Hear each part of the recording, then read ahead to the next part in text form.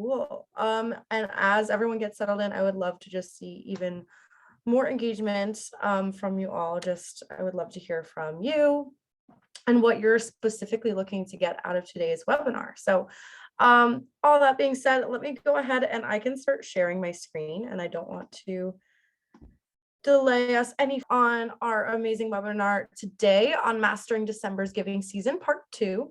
So I'm so excited to share all of these great insights with you. And so, yeah, I wanted to let everyone know that today's webinar is being recorded. So if you do miss anything, you're going to be able to get this recording in your inbox tomorrow, and you can review it then. You can share it with a colleague. And we're also going to be including all of the slides. So if you want to take a look at the slides later on, you'll definitely be able to do so. We are also going to be doing a Q&A at the end. So I would love for you to put all of your questions in the Q&A pane. I'll also be keeping an eye on the chat. So yeah, without further ado, let's kind of dive into our session today. And I'm going to pull up a few resources for you as a few people join as well. So let me go ahead and get us started. So for those of you who aren't familiar with Community Boost, I think most of you probably are at this point, but Community Boost is a digital marketing agency that really exists to empower social ventures changing the world. So we've had 283 nonprofits that we've directly supported through our services. This year alone, we've had over $12 million in donation revenue generated for our nonprofit clients. And so then we also want to really provide great educational materials for all of the nonprofits in our network. So we had over 20,000 nonprofit organizations register for our nonprofit marketing summits last year. We had 2 of them. And on our team here at Community Boost, there's 54 of us, awesome team members. So you'll probably hear more from me, but there's 53 more of me to share so many great insights with you next year as well. So excited to have you. If you don't know me, my name is Candace Cody. I'm the digital events manager here at Community Boost. And so I am going to be also planning the upcoming nonprofit marketing summit. So save the date. It is March 8th through 10th if you have not saved it already. And you can actually save a seat for free. There's going to be about 50 amazing sessions. And you're going to be able to really access some of the top thought leaders in the industry to drive your nonprofit forward in 2022. So I just put the link in the chat to that. So if you want to take a look and register for free and save your seat now, you can definitely do so.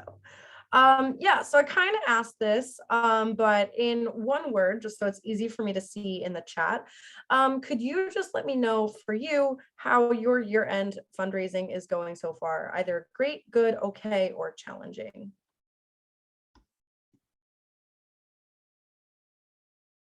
I see a couple goods and okay. Lots of okays and challenging.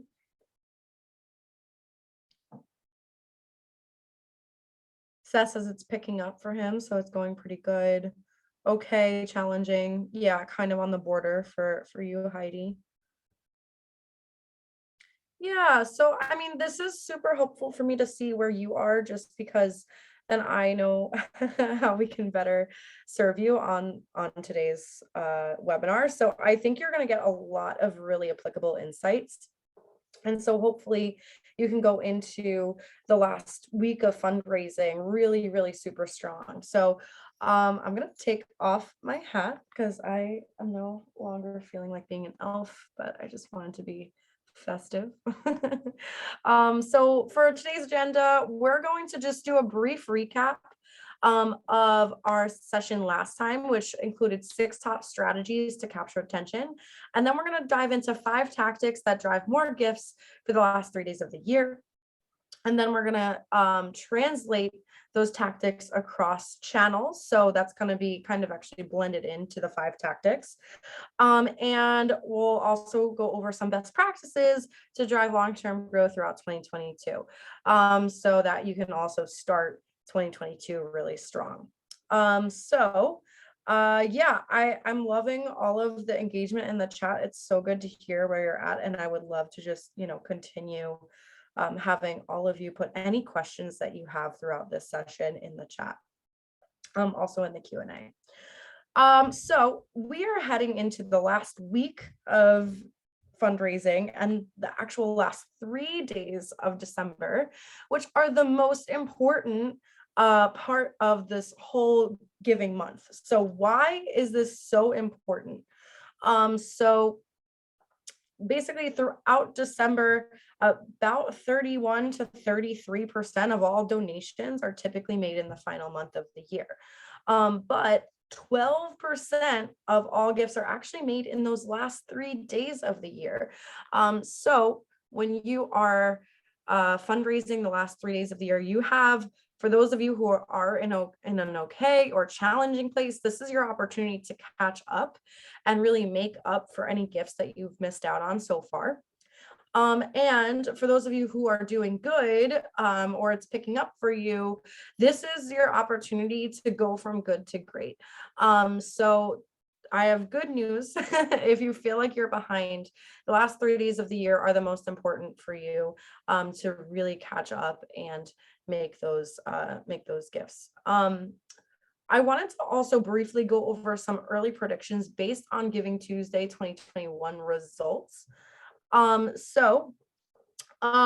There was a continued increase in overall fundraising growth from Giving Tuesday 2020 to 2021. There actually was about a 9% increase.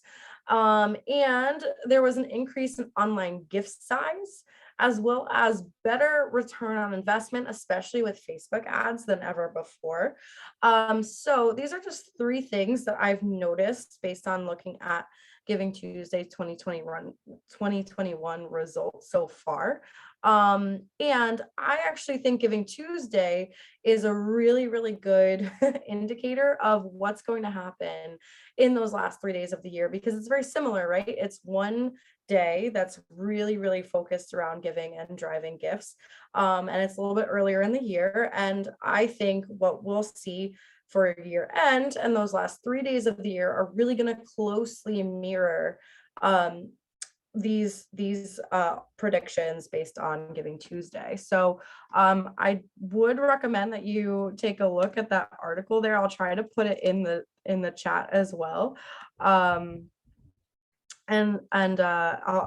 I'll throw that in the chat in a little bit, but let's recap a little bit of what we went over last time for those of you who weren't with us. So basically, the year-end campaign, and really any campaign, follows a pretty typical pattern. So it's going to look like a lot of excitement in the beginning, and then there's a bit of a lull in the middle, we call the inevitable trough, and there's the big finish at the end. So those of you who feel like it's not going so great at the moment, maybe you're just stuck in that trough and you're going to see a lot pick up in the last few days and week of the year. And so during our last conversation on December 8th, we went over the 6 different tips you can use to maximize online fundraising this December. A lot of it looked like having like a thank you campaign for Giving Tuesday donors and re-engaging them to let them know how their donation made an impact. It also looks like finalizing your digital communications plan, creating content that actually drives more gifts, and that's kind of to be used across all your different channels. Optimizing your donation page for year end. This is a big one if you still haven't done this yet. Your conversion rate is going to have a big impact on how much you raise this year end. So if your donation page is kind of clunky, if it's not easy to use on mobile, that's going to be a really big thing that you still might want to take a look at doing, is optimizing your donation page, so that more people that land on it actually complete that donation on your form. And then we also talked a little bit about engaging your audience with Facebook and Instagram ads. That is a huge opportunity, especially at year end. We're actually going to talk a little bit more about that today too. And introducing a matching gift, because matching gifts have been proven to increase the average gift size about 50%. So if you have a matching gift in place, you're able to really easily get people to give more. And that is always a good thing. So all of these strategies tied to one or all of those three main ways that you grow fundraising, which is acquiring more donors, increasing gift size, and keeping your existing donors and getting them to give again, retaining them for the long run. So if you're interested, you also can go to our webinar page and take a look. This is all recorded. So if you want more about these 6 tips to maximize online fundraising this December, you can just quickly go ahead and review the last hour-long session. Maybe try doing it on 1.5 speed so you can get all the information quickly, but that's what we went over last time. So we're no longer trying to avoid the trial, like we're basically on our way out of it. So now our challenge is to really boost donations through digital marketing and advertising through the end of the year. So this is actually from our year-end fundraising guide. So we had this 18-page, really awesome guide for year-end fundraising in 2021. And it had this timeline in here that really showed what the whole donor journey throughout the end of the year should look like. And we're in that second to last, but really last stage of fundraising, which is this urgent period. So right now, there's a lot of urgency around gifts, and there's also a lot of opportunity for you to take advantage of that, because it is the giving season. People are more likely to make gifts this time of the year. Everyone's going to be going to the holidays, exchanging gifts. And what better way to really give back and kind of show your own personal gratitude for what you're receiving than to make a donation. So there's a lot of opportunity here. Of course, that's why there's 12% uptick in donations at the end of the year. I know a lot of organizations kind of rely on that year-end tax deduction. I think it's possible, but I don't think that that's the primary thing that you should be focused on. I really do think your asks should be focused around making an impact before the end of the year. And so, yeah, we are in this phase 3 of which is really leading into the big finish. And we went over a little bit more of this last time in some of the channels. I've broken all this out into a separate slide as well. So I wanted to also review one of the big things that we went over last time was Cancer Research Institute's year-end campaign last year, and why it did so well. So a lot of those same things, we took a look at what they did at the end of the year and what really brought in those donations those last 3 days, and took a lot of those learnings and built some of this presentation around that, as well as just best practices in general. So they've raised over $1 million online in just 32 days. There was a 32% growth in total donations between 2019 and 2020, a 23% growth in online revenue, which is great. That was pretty in line with actual online revenue growth across the board for all nonprofits. And there was a 63% growth in their Giving Tuesday revenue, and 34% growth they got 34% more Giving Tuesday donations. But we're not talking about Giving Tuesday anymore. We are in that last phase. And so when we looked at their strategy overview, a lot of these last phases, that last week, last 3 days, was no longer about getting the word out to the wider audience they were trying to attract to convert at year end. This phase 3 is really all about remarketing to your audiences that have already interacted with you, have already given you their email, have already had any positive interaction with you on Facebook and engaged with your content. So definitely across the different channels. It's no longer time to try to find those new people that are in your network. It's all about effectively retargeting and remarketing the people that are currently in your network. So that's really what we're going to be looking at how to do now. So that being said, let's go into 5 tactics that will drive more gifts the last 3 days of the year. I have a little bit of data I want to throw at you.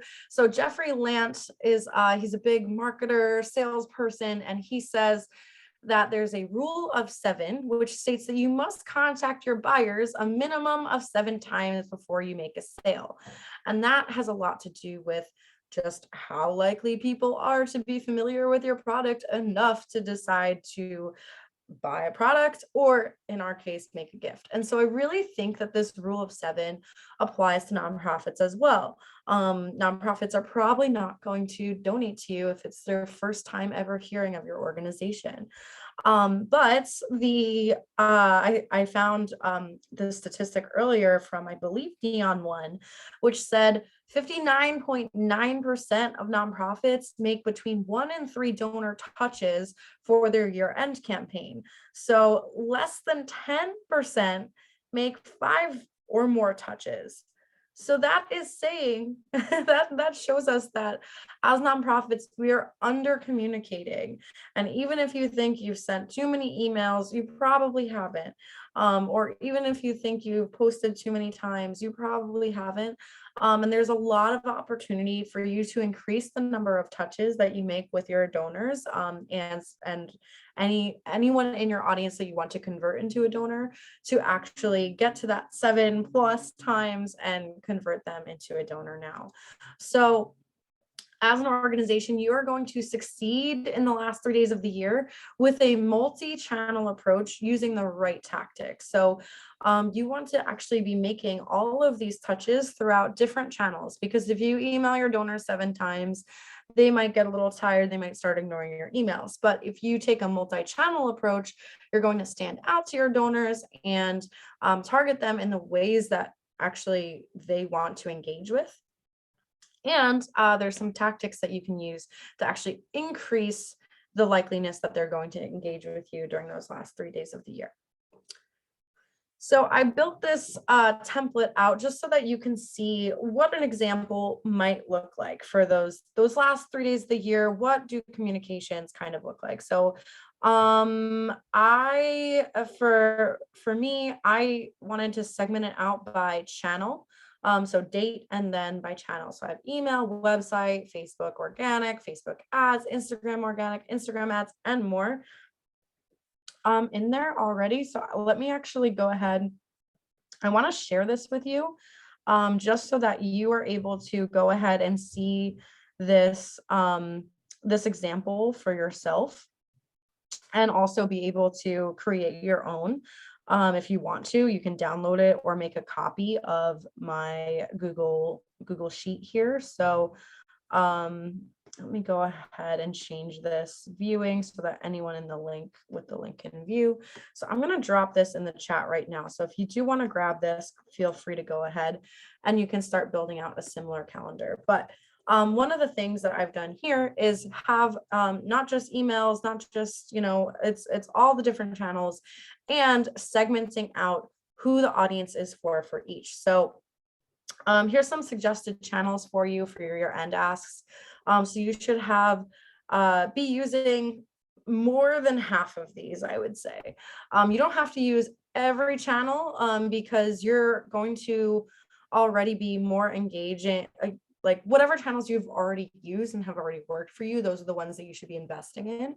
But these are all the different channels that I suggest that you at least take into consideration when mapping out these communications. So your website is a huge channel, and there's a lot of things that you can do on your website to convert more people that even just land on your homepage during the year end, or and even convert more people that get to your donation form. Also, email marketing. I think that's an essential one. It really is proven to drive more gifts than a lot of different channels.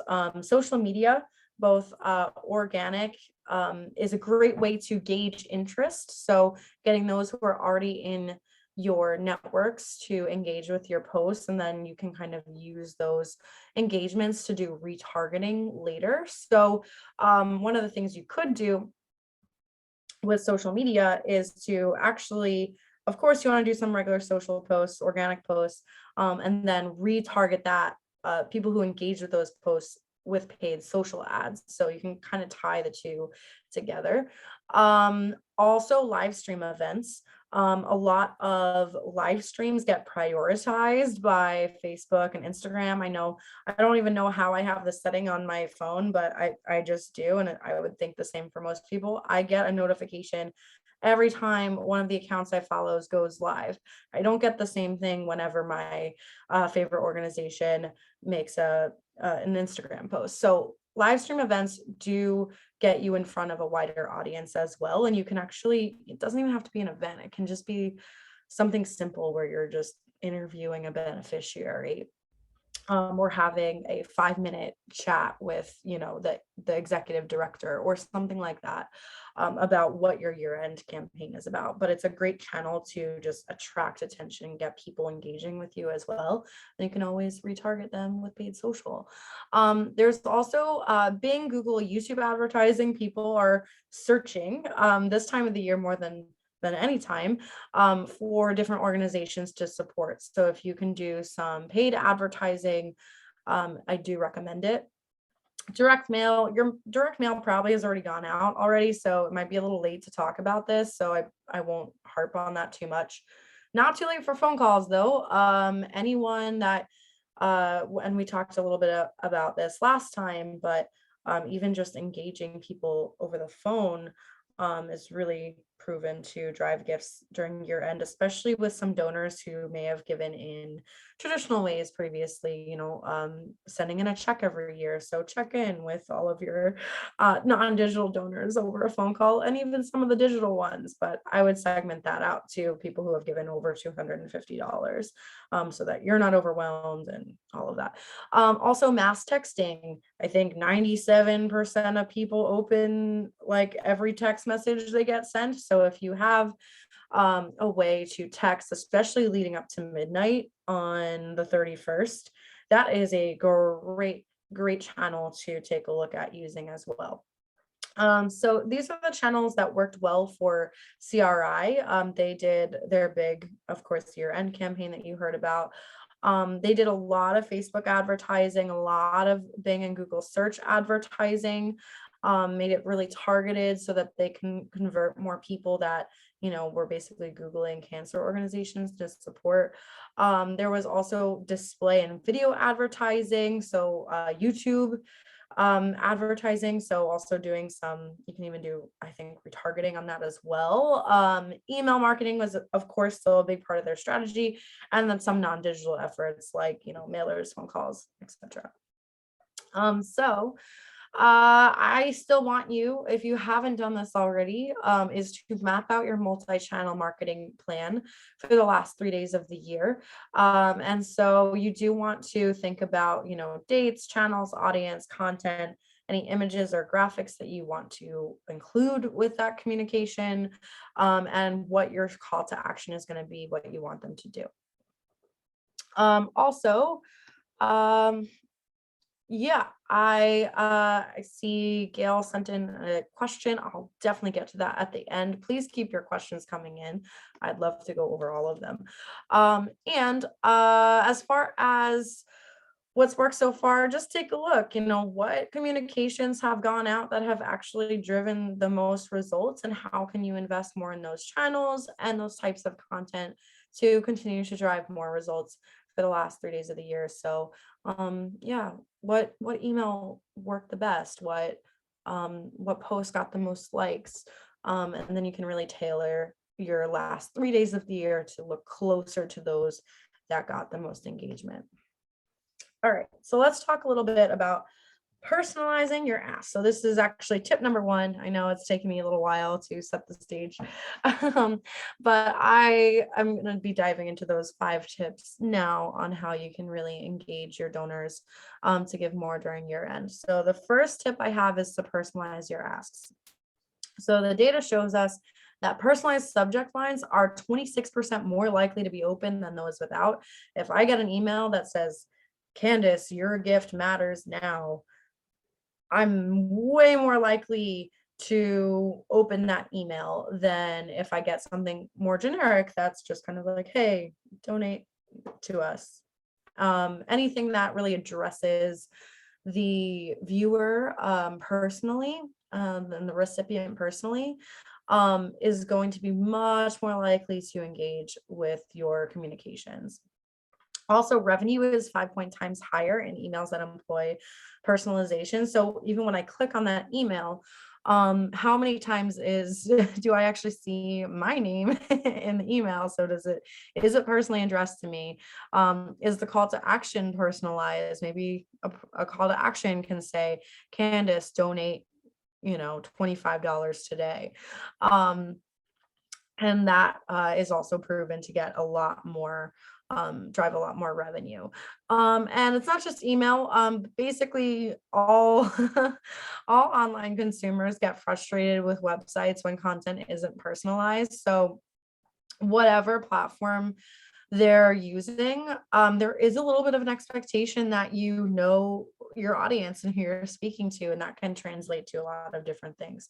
And that, this is not all encompassing. This is a couple ways that you could implement this, but, endless number of ways to include personalization across different channels. So for email marketing, it's going to look like names and subject lines.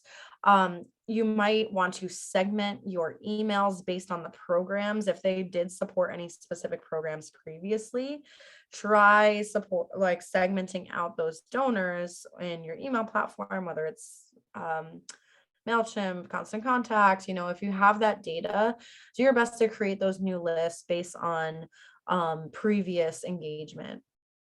And then also for email marketing,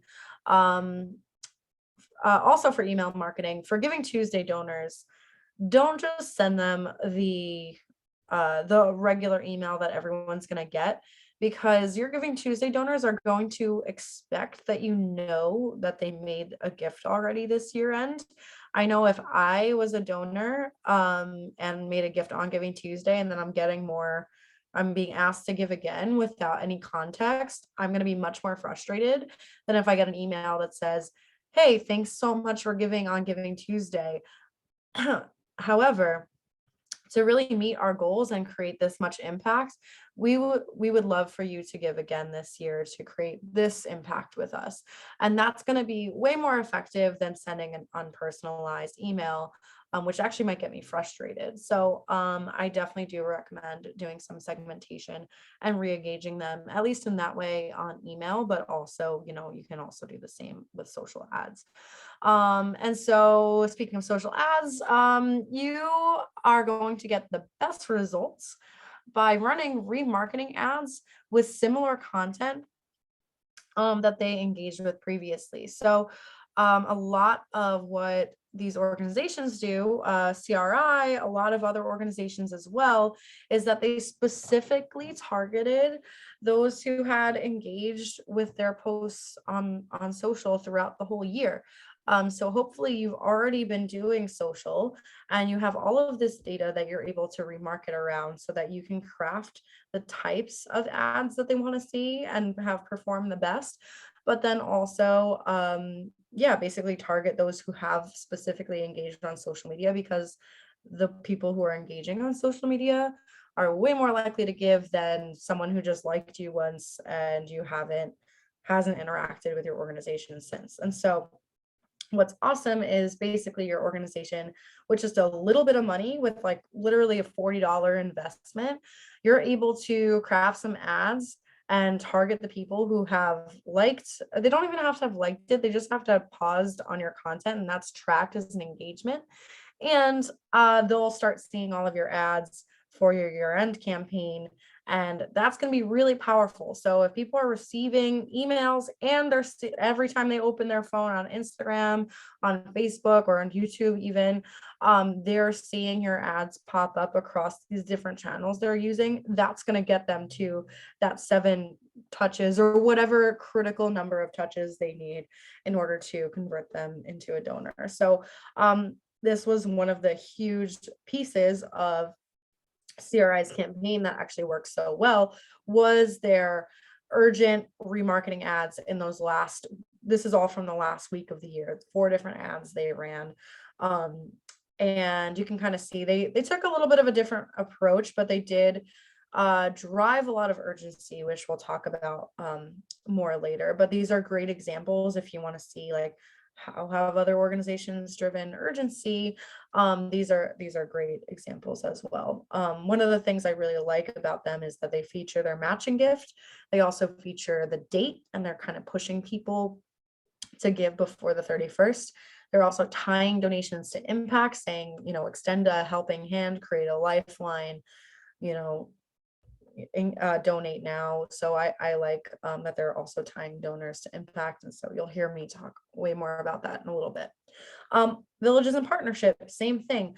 When they ran a remarketing ad campaign, they actually saw over $25,000 come in through just 15 donations on Facebook. And that's because it's not new people, it's people that have already interacted with their organization before that they're just targeting through Facebook ads, and that can be the driver and the tipping point to really get people to make that for them large gifts. So they did a lot of remarketing, and it was to like their email list, people who have engaged on their website and socially engaged on Facebook as well. So they did 3 different types of remarketing. Okay, so let's talk a little bit about impact selling and upselling as a tactic you can use for year end as well. So 68% of donors agree that knowing how their donation makes an impact is important to their gift. I'm sure there's way more data around this, but basically your donors want to know how their donation is going to be used and how it's making an impact, because that is going to be a huge driver for why they decide to give to your organization. So I would recommend, when you're thinking through your communications for those last 3 days, you are going to want to sell donors impact. And so how can you do that? So a lot of it looks like integrating impact statements coupled with images and graphics on a page. And so this could be on any platform. This could be Facebook, your website. This can be any channel, right? But whenever you're thinking about the impact statement for your year-end campaign, I know it's hard. So sometimes it's not cut and dry. It's not always number of items provided, which makes it super easy. But you can also kind of think about, okay, if you're a therapy organization, how many hours of therapy are being donated through this campaign? Instead of, if you're not able to quantify it so easily, you can think about types of thank yous you're going to be sending your donors and kind of wrap that into your communications as well. But any ways that you can communicate who is benefiting, how many people are benefiting, and how exactly funds are being used and distributed is going to help you drive more gifts and actually creates higher gifts, because that is the thing here. So it's like, if a donor just lands on an empty page and they have a fill in the blank, how much do you want to give to this organization? And they don't know that, if they give $20 or if they give $50, like what is the difference? So the better you can communicate that, the more you're going to be able to get those higher gifts. So I have this example here. This is from Skid Row Housing Trust. It was their donation form that they used for one of their, I think this was a donation matching campaign. And so $75, they have it in the description right next to the amount, is that $75 provides 75 thermometers to residents to help monitor individual health. $150 supplies 150 residents with antibacterial soap bars. to support CDC hand washing guidelines. And the list goes on from there, right?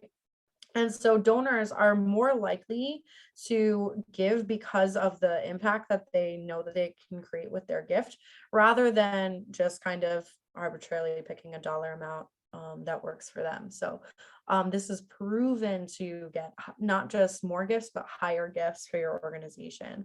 And if you don't know exactly how to do this, you can just even simply take the full amount that you're looking to raise and divide it by the number of people you'll be able to serve. So if you raise $100,000 for your year-end campaign, you're able to open up your space to 5,000 people this year. You can kind of do the math and figure out exactly what those gift levels kind of could tie to. And it just gives donors an idea so that they know what they should be giving.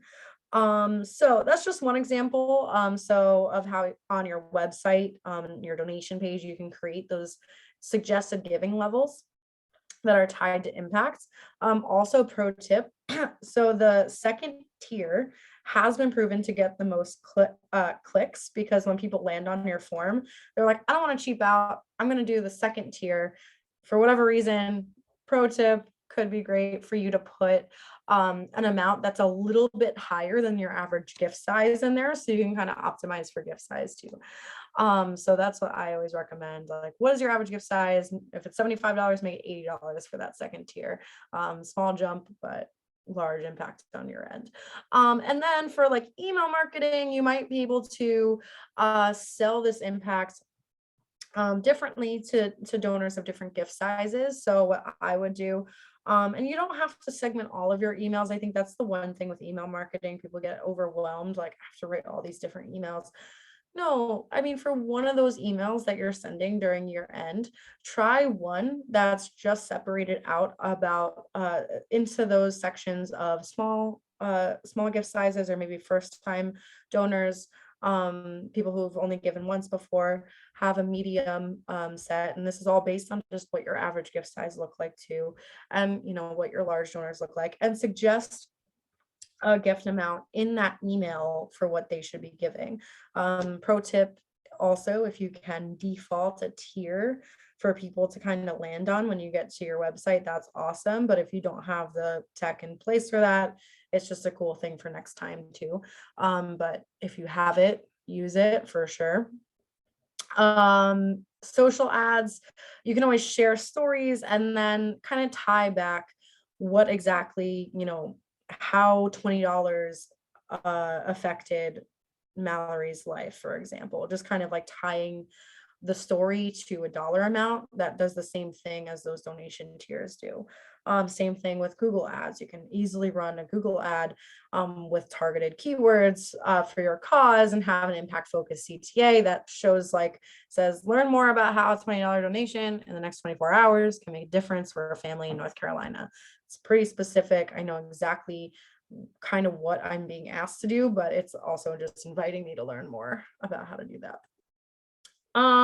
Now I want to talk a little bit about upselling. So we talked a little bit about just getting that donor to make a donation and hopefully make a little bit larger gift. Now let's talk a little bit about how, once they've decided on a gift, what you could potentially do to upsell those donors. So a simple way, and it's a really small upsell for the donor, is to give donors an opportunity to cover transaction fees. So, but depending on what you're using, you're spending at least probably 2.2% plus 30 cents per transaction just on credit card fees on your website.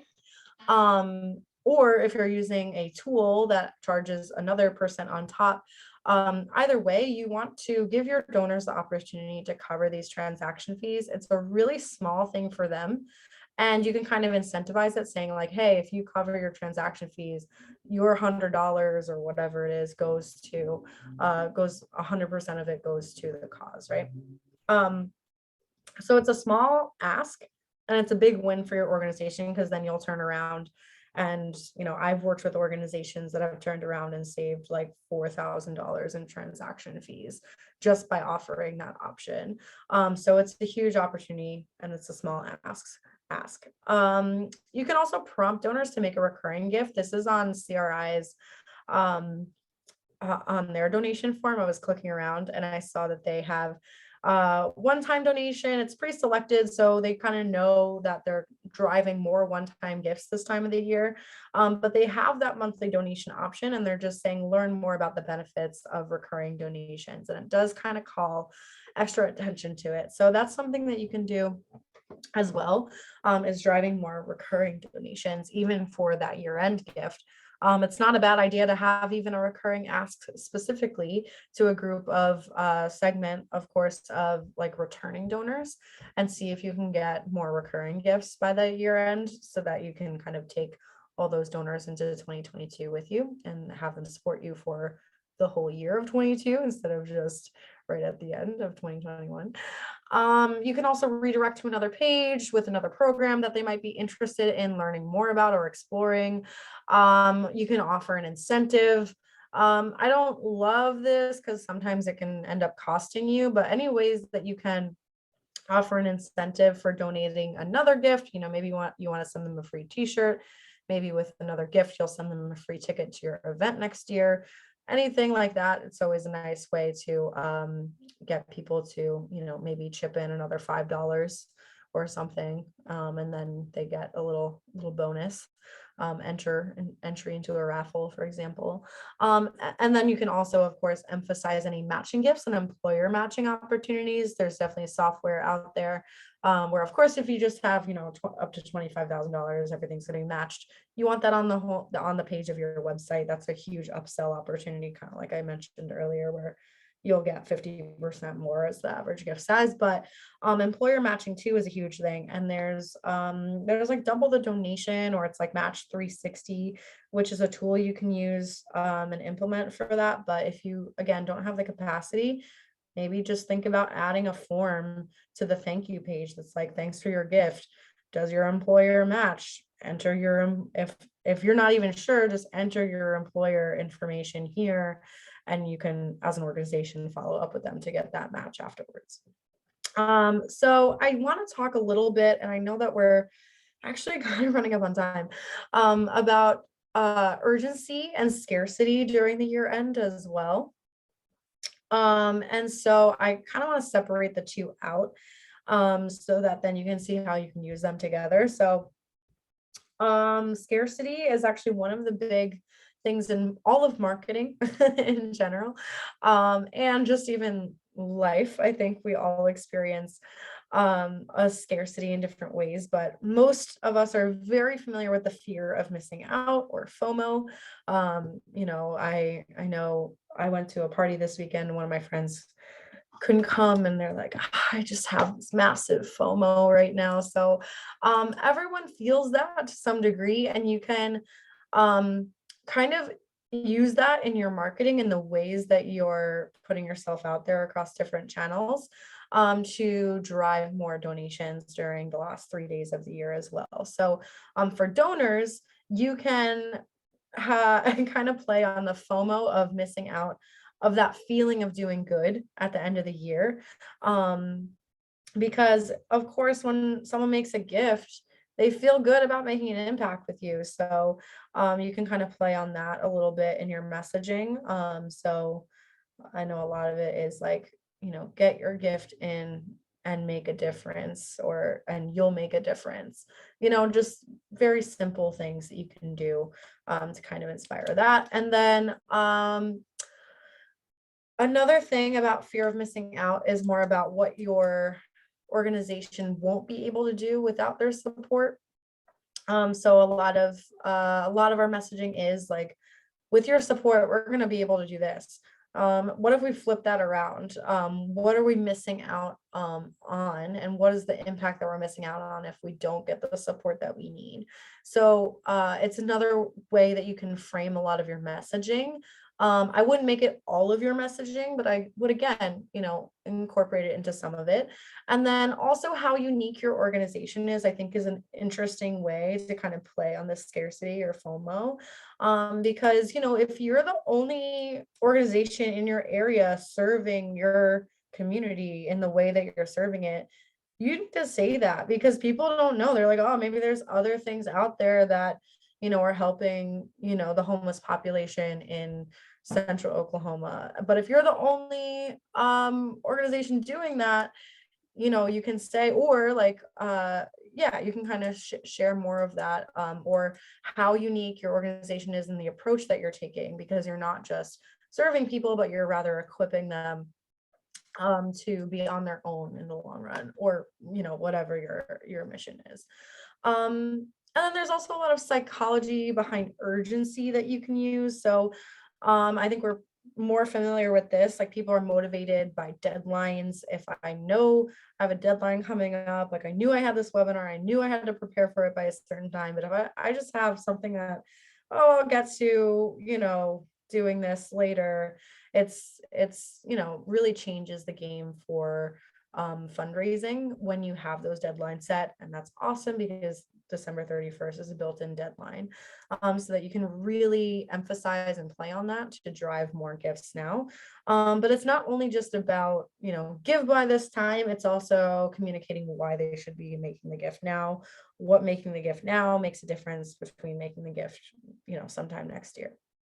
And also how close you are to reaching your goal. So if you have a goal set, share that, like a lot of gifts for year end I see, or a lot of communications for year end, they're like, hey, just give us money. And they're like, okay, cool, I'll give you a few dollars, and that's good enough, right? But then if they see that, you have a $50,000 goal and your $49,000 of it has been raised already, then they're like, oh, I can be like one of the last people that pushes them over the top, or I can, kick or be one of the people that pushes it past the middle point.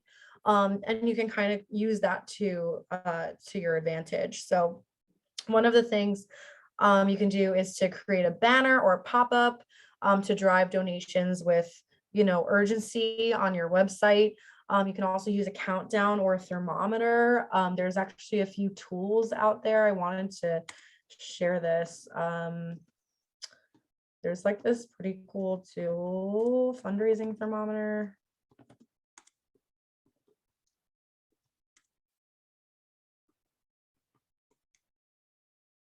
Let me see if I can get this for you. All right. I can't find it right now, but I'll send it in the follow-up email, or maybe even in the chat. But there's like a bunch of different fundraising thermometers out there. I know Sumac has one, and Cosvox also has a thermometer that you can customize with your own colors, branding, download it, and then use that across your different communications. So there's a few different tools like that out there. And then there's also, with email marketing, you can send a lot of frequent emails, kind of showcasing how much time is left in the year. Is it 48 hours? Is it 36 hours? Is it 12 hours? Is it 5 hours? Is it 1 hour? And kind of, crafting a lot of emails around that. And also changing that language from "with your support we can" to "without your support we can't." And thinking about that and incorporating that into some of your email marketing. You also can use this in social ads with visual representations of your progress towards your goal, coupled with how much time is left. That's going to create a lot of urgency as well, especially when you're remarketing to people who have already engaged with your year-end campaign, whether it be on your website or on social. That kind of ad is going to attract a lot of urgency. So I have a couple of email examples here. You can take a closer look at them later. I just pulled one from Cornell, which had the clock is ticking. They had that countdown actually in their email, and they're prompting people to give now. And they also have, this one was from the Appalachian Mountain Club, which I'm a part of. And so I love this email they sent me a couple of years ago. I've obviously been thinking about it since then, so I've used it a bunch. And they say, don't miss your chance to make an impact. There's a lot of Don't miss out, FOMO, that's right in there. There's personalization, there's information on how my donation makes an impact. And then they're saying give your gift before midnight. There's so much they're doing right in this email with scarcity and urgency. So I think it's a really great example. And then I briefly do want to talk about leveraging your audience. I'm not going to go into this extensively, but it is an opportunity for you to stand out in a way that you wouldn't otherwise. So we've talked a lot about marketing tactics between you and your audience, but what about if you could leverage your audience to get in front of a wider audience and convert more donors in those last 3 days of the year? So a simple way to do that is that with all of those donations coming in, maybe in that automated thank you email, you want to ask your donors to refer a friend or family member to your organization, and ask, just ask one person or ask 3 friends to make a gift and widen your impact to your organization. So something as simple as that. Not everyone's going to do it, but at least it encourages people to actually think about, who else might be interested in supporting your organization. Same sort of thing can be done on social media, even in an organic way, to challenge their audience, tag friends with an incentive. We've seen this even throughout so many different of those viral campaigns where they're like, hey, ALS Ice Bucket Challenge, tag 3 people, it works, and it gets people engaged and it gets people donating.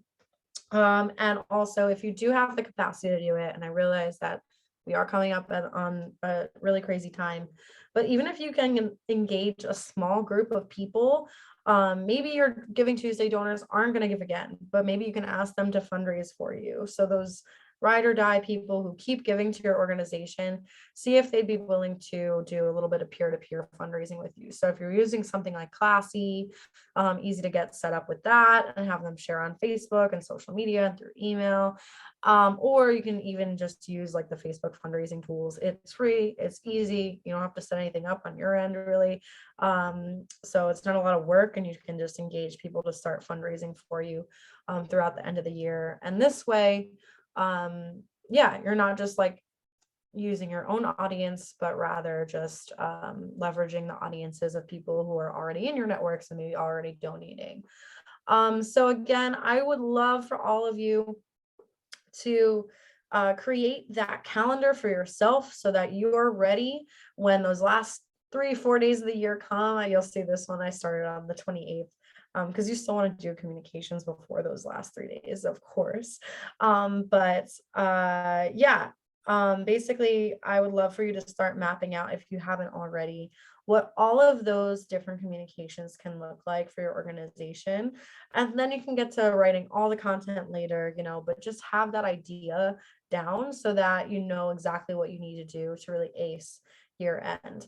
Of course, one thing that you do want to do is increase communications as your end approaches. So you don't have to just send one email a day. Like on December 31st, even on the 30th, like your audience is going to understand if you do more than one email a day, or you can do, of course, like more segments of emails, all of that.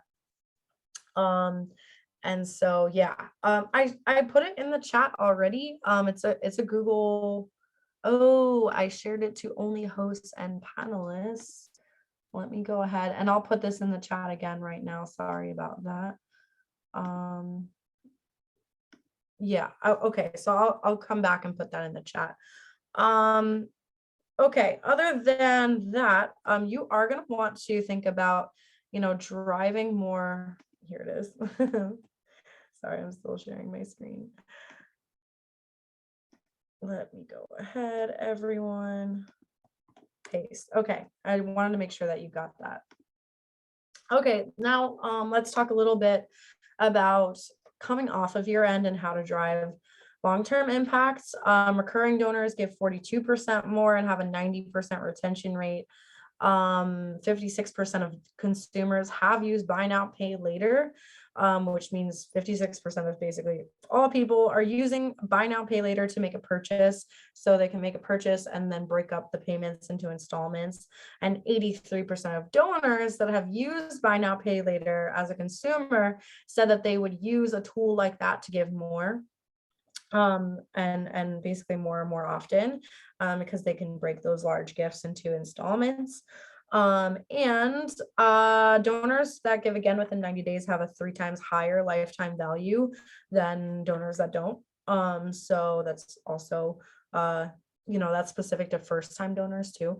And there's also a 70 to 80% increase in donations from socially engaged users. So if you're doing Facebook ads and looking to do that, there's anyone who's socially engaged with your organization, who looks at your content, has seen your content, engaged with your content on social, they're really super likely and primed to make a gift actually right now. So that's some recent data. So when you think about driving long-term growth throughout 2022, you want to have a donor stewardship plan in place.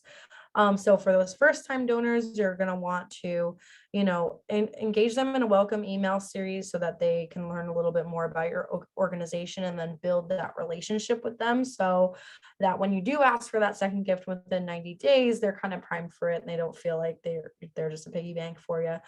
And then there's the plan to follow up early. You do want to follow up really earlier in the year with the impact report from last year. So anytime between January, February, even March is fine. But early Q1 2022, come out with an impact report showcasing to everyone that gave in 2021, especially at year end, what their donations have actually accomplished with you. And then you also want to think about doing just of course, like a thank you campaign to anyone that gave. So it's not just the welcome series to new donors, but rather a thank you campaign at the beginning of the year to those who have given. Everyone should feel appreciated. Another big opportunity is to invite your supporters to fundraise for you, and leveraging your audience to fundraise and generate socially engaged audiences. So one of the things following year end, especially in that thank you campaign, if you do want to make a call to action and make an ask of people who have just donated, one of the best alternatives you can provide is peer-to-peer fundraising. So asking them to fundraise, because it doesn't cost them anything, but it really does give them the opportunity to get involved and share your organization with people who probably wouldn't have come across it otherwise. And one of the huge advantages of this is that it's getting harder to do remarketing and retargeting campaigns on Facebook, because a lot of the technology now is letting people opt out of tracking. So one of the challenges is generating socially engaged audiences that are tracked, that you can then retarget.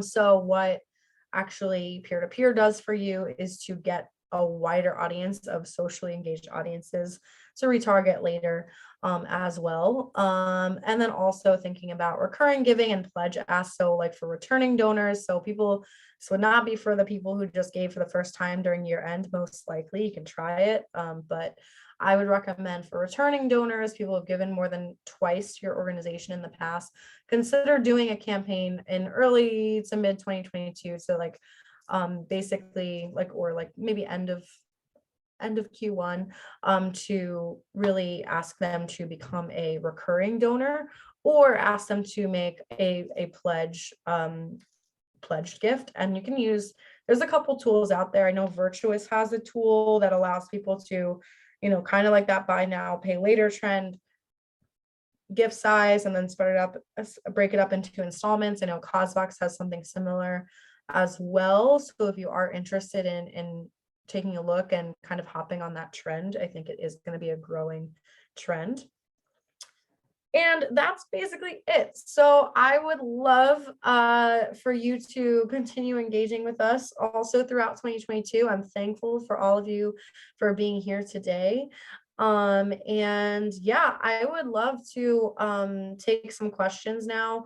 Before I do that, I want to also encourage you to join us at the Nonprofit Marketing Summit.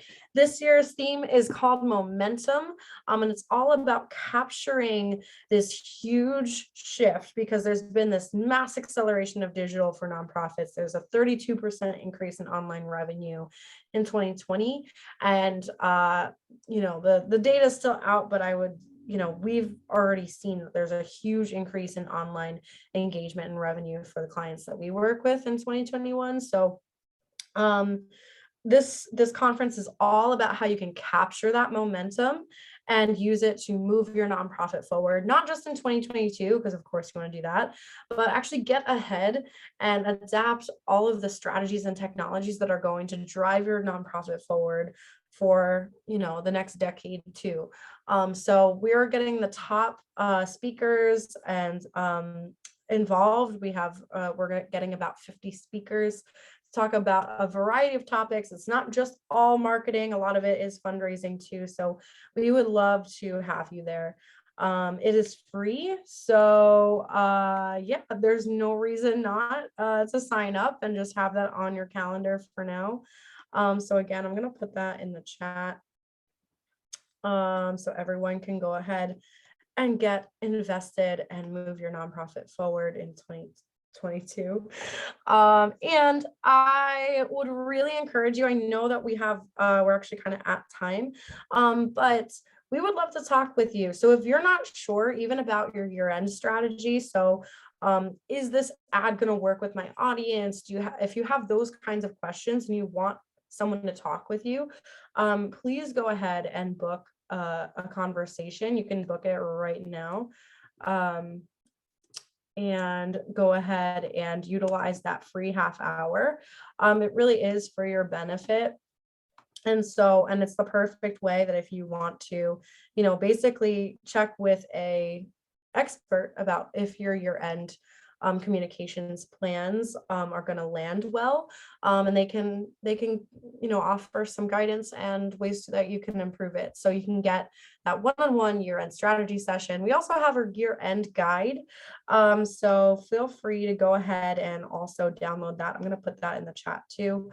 I'm so sorry I'm running up on time. I would love to get to your questions now if you do want to hang out with me for a few more minutes.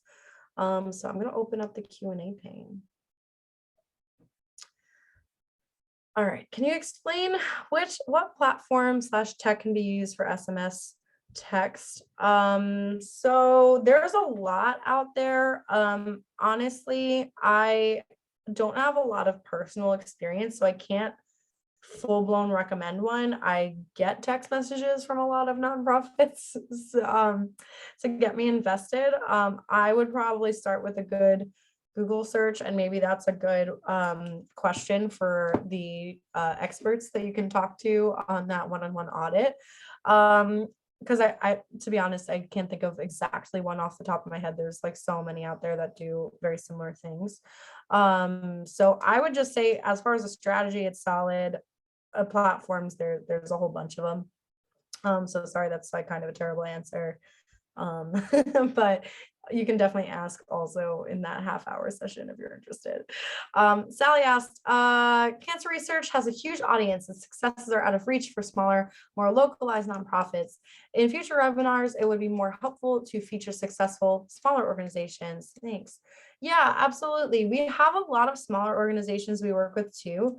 And I would love to, one of the ones that I recommend taking a look at, I meant to pull some of their examples in here too, but the center in Hollywood is more focused on very local a local mission to end homelessness in Hollywood.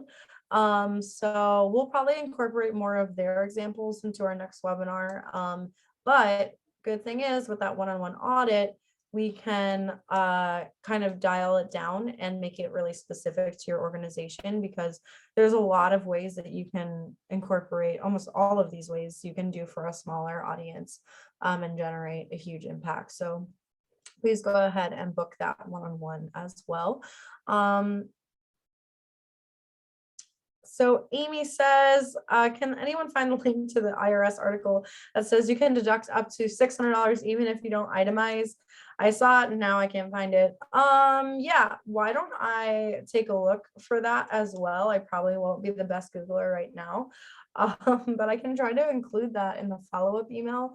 Also, if you want to shoot me an email as well, we can do some research together.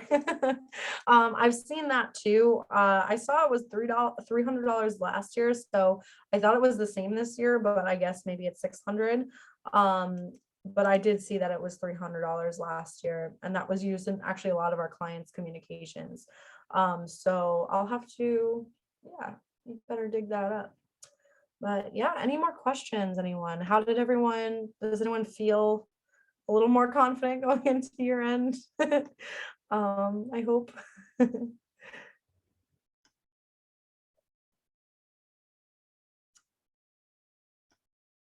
I hope you all take away a lot of great insights from this.